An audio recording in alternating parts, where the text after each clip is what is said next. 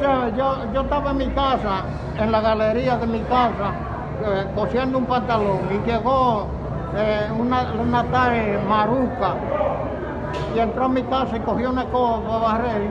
A mí me dio voluntad de hacer pipí, cogí para atrás.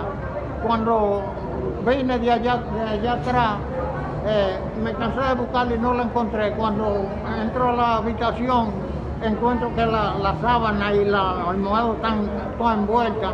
Ella me robó el revólver.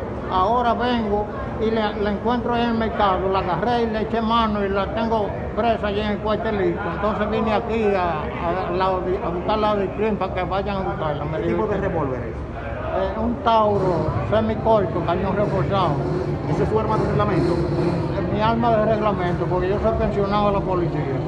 ¿Cuándo fue eso, bienvenido?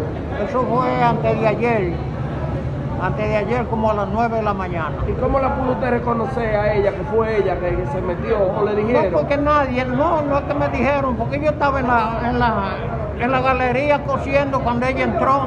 ¿Usted la conoce? Sí, incluso ella agarró una escoba para barrer. ¿Cómo usted califica esa acción? ¿Cómo usted califica esa acción?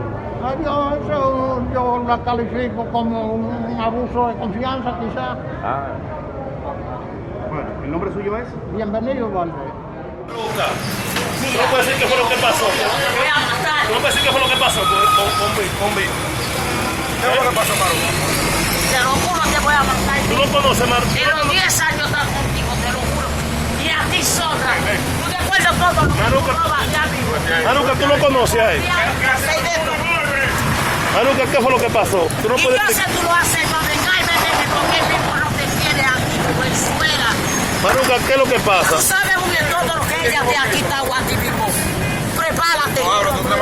¿Qué es lo que te pasa, Y Maruca? nunca te ha vendido mi cuerpo a ti. Y esa mujer sola la hace para vengarme de mí.